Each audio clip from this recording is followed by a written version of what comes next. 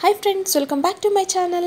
ఈరోజు వీడియోలో ఎంతో సింపుల్గా మరియు టేస్టీగా ఉండే కోడిగుడ్డు పులుసు ఎలా తయారు చేసుకోవాలో ఈ వీడియోలో చూపిస్తాను.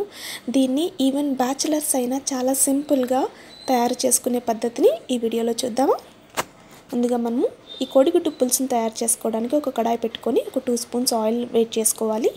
అందులో కొద్దిగా పసుపు, ఉప్పు, కొద్దిగా కారం వేసుకొని ఈ 3 బాగా మిక్స్ చేసుకోవాలి.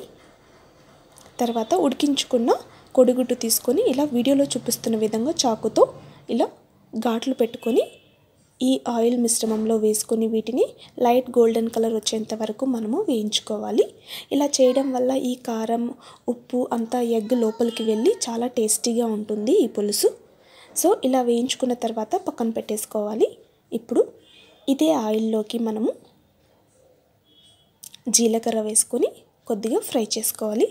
తర్వాత కట్ చేసి పెట్టుకున్న పచ్చిమిర్చి మరియు ఉల్లిపాయలు కూడా వేసుకొని బాగా మనము వీటిని దూరగా వేయించుకోవాలి. తర్వాత అల్లం వెల్లిగడ్డ పేస్ట్ వేసుకొని బాగా మిక్స్ చేసుకోవాలి.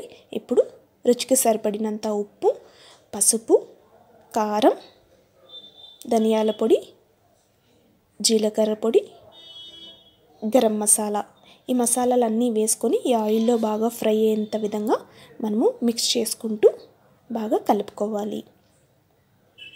చూసారా, ఆయిల్ కొద్దిగా పైకి వచ్చింది కదా. ఈ స్టేజ్లో మనము సన్నగా కట్ చేసి పెట్టుకున్న టమాటా వేసుకోవాలి.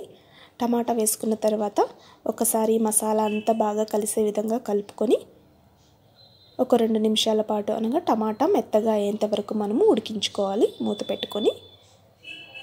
ఇప్పుడు చూసారా, ఆల్మోస్ట్ టమాటా మగ్గింది. ఈ స్టేజ్లో మనము చింతపండు గుజ్జును వేసుకోవాలి. నేను ఇక్కడ ఒక అరకప్పు చింతపండు గుజ్జు యాడ్ చేస్తున్నాను. దీన్ని బాగా మిక్స్ చేసుకొని ఒక 2 నిమిషాల పాటు ఉడికించుకోవాలి.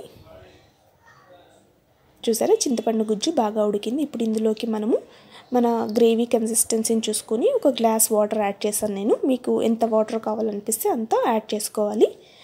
యాడ్ చేసుకున్న తర్వాత ఇప్పుడు ఇందులోకి మనం ఆల్రెడీ రోస్ట్ చేసుకున్న గుడ్లను వేసుకోవాలి.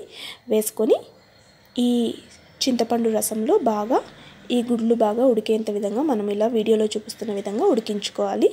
దీన్ని లో ఫ్లేమ్లో మాత్రం ఉడికించుకున్నామంటే చాలా బాగా టేస్టీగా రెడీ అవుతుంది. ఒక 5 మినిట్స్ పాటు మనము ఇలా వీడియోలో చూపిస్తున్న విధంగా ఆయిల్ పైకి తేలేంత వరకు బాగా ఉడికించుకోవాలి. చూసారా, ఇప్పుడు ఆల్మోస్ట్ ఉడికిపోయింది. ఎంత గుజ్జుగా తయారైందో చూసారా.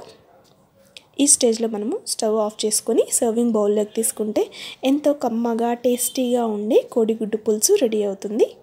ఫ్రెండ్స్, ఎలా ఉంది ఈ వీడియో? మీకు నచ్చినట్టయితే మీరు కూడా ట్రై చేసి మీ ఫ్యామిలీ మెంబర్స్తో ఎంజాయ్ చేయండి. Thank you.